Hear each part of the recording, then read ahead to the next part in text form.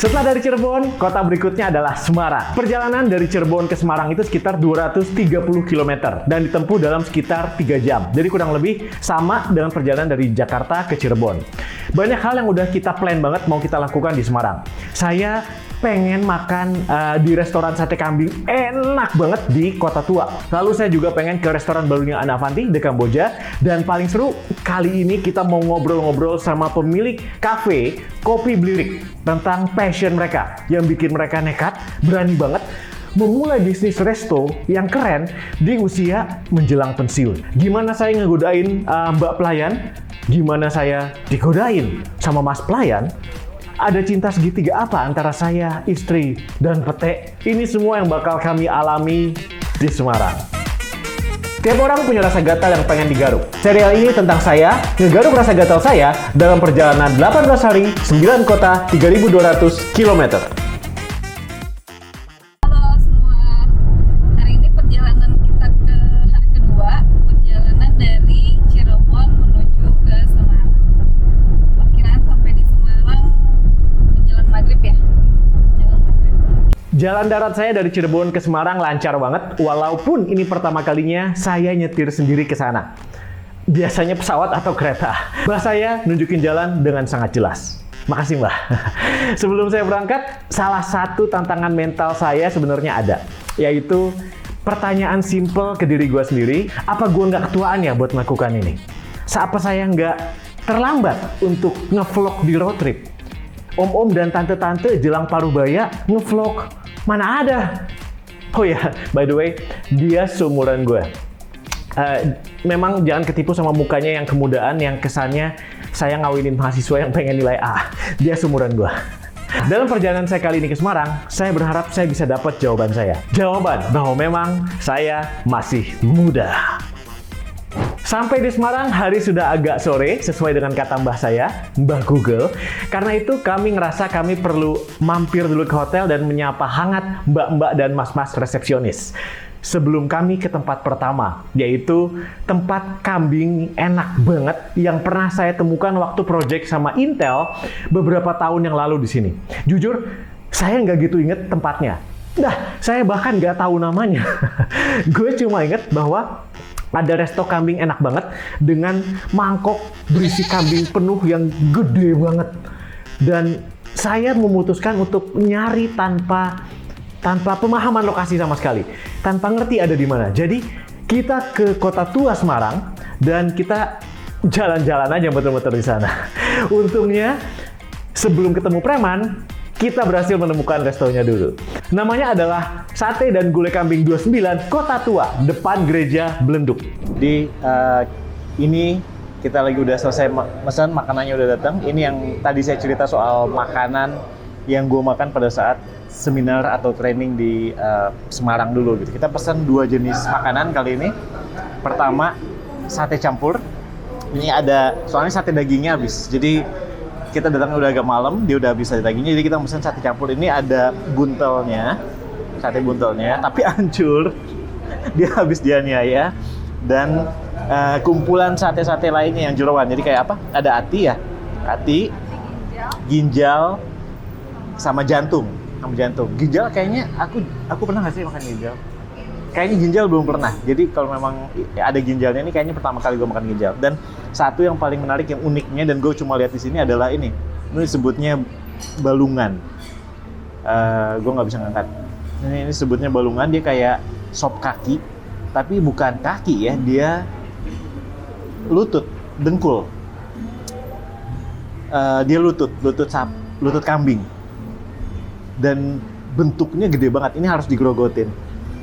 Karena ini lutut, berarti seharusnya ada menu lain yang kepala, pundak, dan kaki. Oke. Kaki gitu. Kelihatannya apa?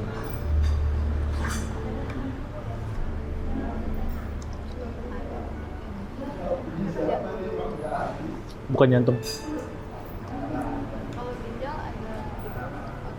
Ini ada tekstur lemaknya. Ada tekstur lemaknya. Ini ada lemaknya. Enak. Dikasih lemak khusus kali.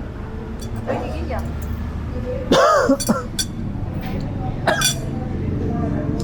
Cobain ini ya. Sebelum nasi ya. Ginjal. Ya, ginjal. Oh enak kalau gitu ginjal. Wah, enak ya, enak.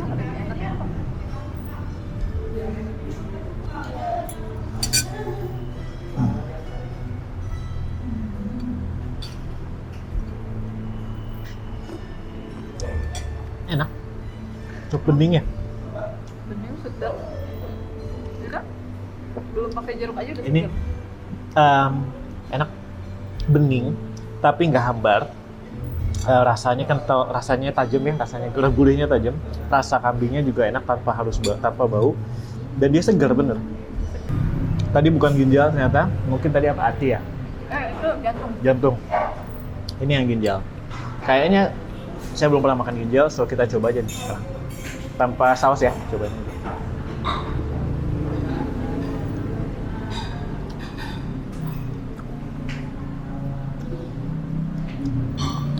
Kenyal-kenyal gitu. Ada taste kenyal-kenyal, agak kayak jamur gitu kenyalnya ya. Lebih kenyal sedikit dari jamur. Ada sensasi kayak amis sedikit gitu, kayak ampela. Tapi nggak ampela banget, beda. Not bad, enak. Akhirnya brutal mode on.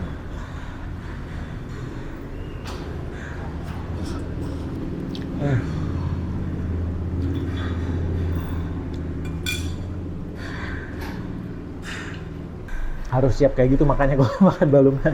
Susah kalau nggak semua dagingnya akan nggak kesedot, nggak kemakan.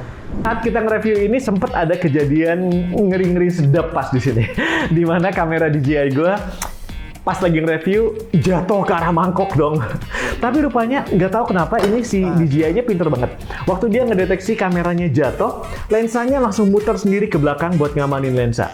Jadi alhamdulillahnya aman. Sebelum berangkat ke Resto de Kamboja Anavanti besoknya dan ngobrol dengan pemilik kopi Blirik, kami nginep dulu dan kita sarapan pagi enak banget dulu di Hotel Santika Premier Semarang. Saatnya review hotel. Hotel Santika Premier Semarang ada di Jalan Pandanaran. Kurang dari 5 menit jalan kaki kalau kamu lagi mau nongkrong di Simpang 5. Dan sekitar 10 menit dari tujuan saya yang saya mau datangi berikutnya, yaitu The Kamboja Dapur Deso Anavanti. Hotel ini bahkan nyediain sepeda kalau kamu memang mau sepedaan ke Simpang 5 atau sepedaan keliling-keliling jalan situ aja. Free untuk guest yang menginap. Best thing dari hotel ini buat saya adalah makanannya dan sarapannya. Enak banget. Variasinya juga macem-macem. Bangun lebih pagi dari tukang sayur yang teriak "Yuuu!" di kompleks, saya turun langsung untuk breakfast di hotel. Mereka punya apa yang disebut pojok Semarangan, yang isinya tuh berbagai makanan khas Semarang dikumpulin di satu meja, di satu tempat.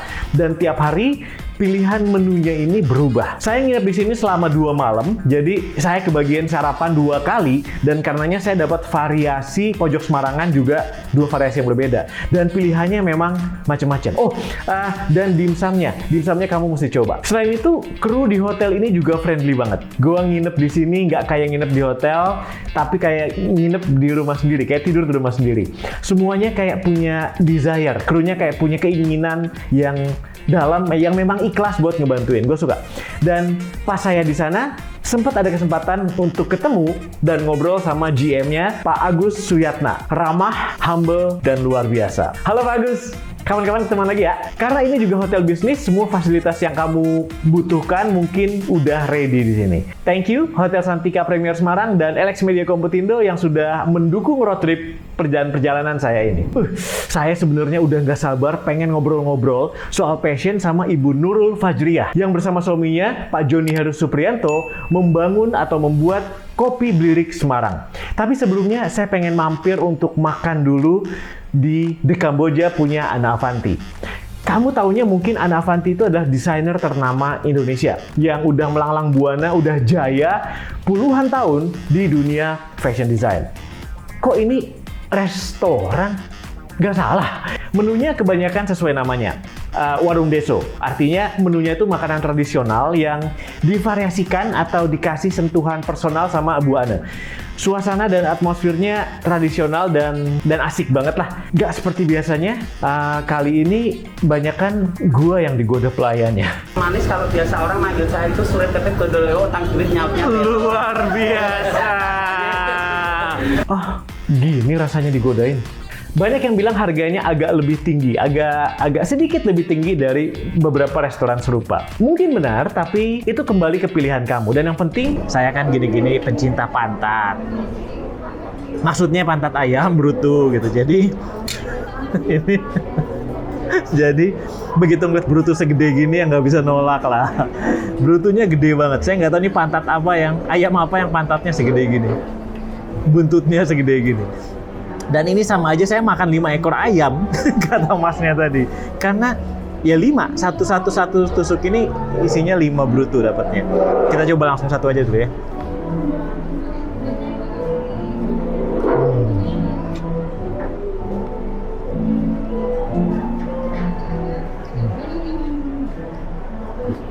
Basically brutu.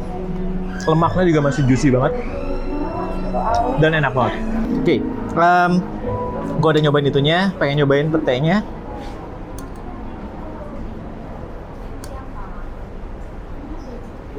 Kasih nasi dong, biar afdol ya. Sama kikilnya dikit.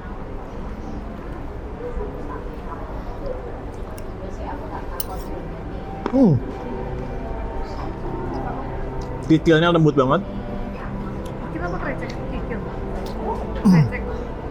Krecek. Kreceknya lembut banget. Dan petenya tajam banget. Petenya fresh banget, asli, sumpah. Pantesan tadi dia bilang buat pengharum ruangan. Iya, petenya fresh banget. Jadi crunchy banget. Tekstur crunch-nya masih kerasa. Dan jadi rasanya masih keluar banget.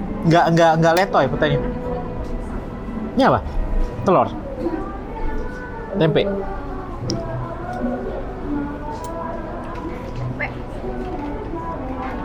Petenya. Sambal petenya kalian wajib. Kalau kamu suka pete, sambal petenya wajib. Kalau nggak suka pete, lu hidup buat apa? Rugi banget, ini enak banget. Untuk ngebuktiin petenya crunchy banget, nggak lembek, nggak letoy gitu ya. Dengerin bunyinya.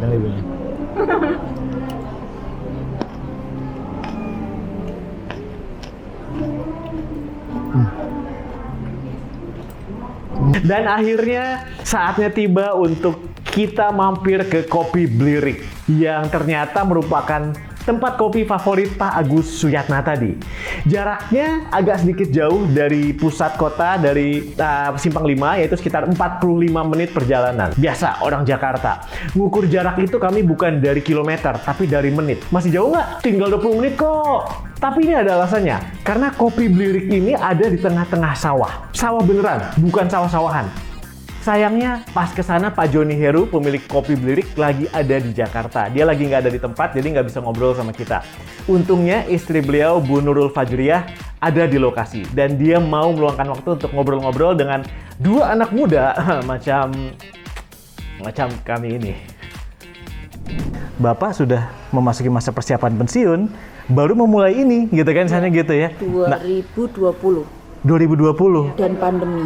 Dalam keadaan pandemi, sudah memasuki persiapan pensiun, memulai ini bersama Ibu. Nah, itu kita pengen tahu tuh ceritanya gimana, Bu. Jadi berarti tidak ada kata terlambat. Nggak ada kata terlambat kan, gitu. Harus dari muda. Jadi kalau saya pribadi ya Pak, ditanyain kayak gitu. Bapak itu selama menjadi ayah, suami, dia 110% untuk keluarga. Segitunya dia menyerahkan hidupnya untuk keluarganya. Sampai dia harus kena diabetes, dia harus kena tensi, akhir-akhir ini sudah ada tensi, terus kena saraf di matanya. Jadi pada saat dia kayak sudah harus kontrol ke dokter setiap bulan, itu tuh saya kayak, ayah kalau sudah mau pendi aja deh. Aku sekarang kerja deh. Tapi kerja apa ya yang aku tuh nggak terikat gitu, karena aku tuh kalau terikat jadi kasihan anak-anak yang nggak pernah ketemu ayahnya, mosok nanti nggak akan ketemu ibunya juga. Karena kita berawal bukan dari keluarga yang berada, bener-bener dari nol. Oh nggak ada ya, ini motornya bapak, motor saya itu masih kreditan saat kita kenal, kita nikah ya. Kan waktu itu bapak lagi getol-getolnya belajar bulian Pak. karena durian itu nanti 5 tahun akan berbuah. Oh iya. Pada saat Bapak pensiun, pohon durian ini sudah menghasilkan. Gitu ya. Aku bilang bikin joglo yuk gitu, buat kumpul-kumpul temanku, buat nongkrong gitu. Jadi waktu belum punya deal ini warung mau buka, Pak, saya sudah punya tukang masak di sini yang tak kosin di dekat sini. Itu kalau saya kumpul sama teman-teman dia masak. Kita itu tadinya awalnya ini Pak, pandemi kan ya, sudah pandemi itu saya sudah bilang sama Bapak kalau nggak usah berangkat deh, itu kayaknya pandemi nih, Jakarta sudah mau lockdown, nggak mungkin Jakarta di lockdown. Kalau Jakarta lockdown, Indonesia lockdown. Kayaknya bener deh ya, nggak usah berangkat. Tapi Bapak masih berangkat, ternyata kan belum di lockdown.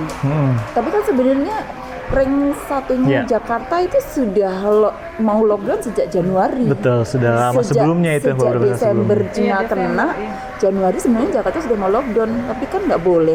Kita juga bingung waktu itu kan sempetnya. Betul. Itu yang Maret saya sama Mae hari Jumat teman-teman makan bilang, aku kayaknya besok hari Senin mau buka warung deh. Kemarin itu Februari aku mau buka warung, jadi hadiah ulang tahun Bapak, tapi nggak jadi. Besok aku mau kasih hadiah ulang tahun sendiri deh warungnya. Aku mau buka warung 2 Maret 2020 gitu Mbak.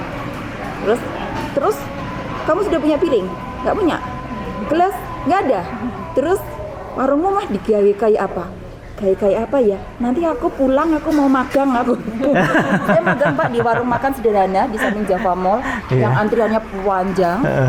Saya bilang, Eyang, saya mau magang. Magang ya istilahnya ya, maksudnya? Magang Pak. Iya betul. Maksudnya kan kadang orang kalau mikir magang tuh kayak buat anak muda, anak sekolahan gitu. Ternyata nggak juga ya, selama kita mau belajar. Enggak. Terus magang di sana. Karena banyak, karena rame, warung itu banyak yang datengin. Ada yang bilang, Bu Joni ya? Ketahuan. Kamu ngapain? Ya kalau saya di situ jadi kasir nggak apa-apa. Di situ itu ada gelas pecah yang dimecahin pelanggan, saya nyapu. Dia bawa piring, terus dia mundur lagi. Bu Joni ya? Ya kurang apa kowe kok iso kerja ning? Iya aku magang Pak. Saya itu orangnya yang itu tadi Pak. Karena saya orang lapangan. Iya betul. Tapi kalau seneng ya, kalau memang seneng, mau ngerjainnya gitu. Nah, bentar. Ibu magang itu maksudnya apa yang ingin Ibu dapat dari magang di tempat itu? Nah, 1 jenis masakan. 2 dia itu punya sistem yang akan aku contoh di mana di Semarang nggak ada, yaitu prasmanan. Warteg itu diambilin kan Mbak? Iya. Kalau di sini ngambil sendiri. Terus bagaimana caranya dia ngitung? Terus saya berdiri di sampingnya dia. Dia kalau ada orang beli, dia bilang 15.000, 12.000, ininya 10.000, ini 4.000. Saya nulis di sini 14.000, 13.000, 12.000. Saya nggak cocokin, selisih 2.000. Nah, terus nanti dia lagi, mbaknya beli satu nasi 12.000, saya nulis 10.000, selisih 2.000. Berarti nasinya yang 5.000, sayurnya yang 4.000. Kayak gitu. Mempelajari margin ya. Iya. Jadi sebenarnya harga berapa sih yang orang-orang itu beli sampai seramai itu? Ya. Karena kalau kita jualan mahal, sepi kan percuma. Iya, ini asik nih Bu Nurul, karena memang banyak, iya, karena saya suka ngasih seminar buat anak muda yang mau bisnis gitu juga ya. Kebanyakan mikir Bu, kayak ini kan Ibu pengen tahu, ya udah turun aja, cobain, pelajari sendiri. Nah itu 4 kadang-kadang. hari magang, yang hari terakhir itu Jumat, saya izin, saya beli cangkir blire, beli piring seng. Cuman kepikiran aja nanti tukangku cuci piring karena magang di situ kan cangkirnya piringnya beling pecah, kena tangannya yang nyuci. Nah saya mikir ya nggak pecah, oh piring seng, cangkir blire, ya nggak tahu itu ngalir gitu aja. Sebagian orang menunda passion project mereka karena ngerasa terlalu muda. Sebagian orang lainnya menunda passion mereka karena ngerasa terlalu tua. Dan sebagian lainnya yang berada di tengah-tengah menunda passion mereka dengan alasan terlalu sibuk, banyak kerjaan. Kalau kamu mikirnya gini terus, jadi kapan dong ada waktu buat ngerjain passion kamu? Nggak bakal pernah ada. Kamu harus make time. Kamu harus bikin waktu buat melaksanakan passion kamu, buat ngejalanin passion project kamu. Nggak ada yang katanya kecepatan, nggak ada yang namanya terlalu sibuk, dan nggak ada kata terlambat. Kalau Bu Nurul berani magang di usia beliau menjelang pensiun, dan Pak Joni memulai bisnis resto pertama kalinya di usia beliau, bahkan Bu Ana Avanti berani bermain dengan bidang yang baru sama sekali, berarti saya nggak ketuaan dong buat nyobain vlogging di sebuah road trip. Yang artinya, kamu juga nggak kecepetan ataupun terlambat buat ngejalanin passion project kamu. Jadi, apa alasan kamu?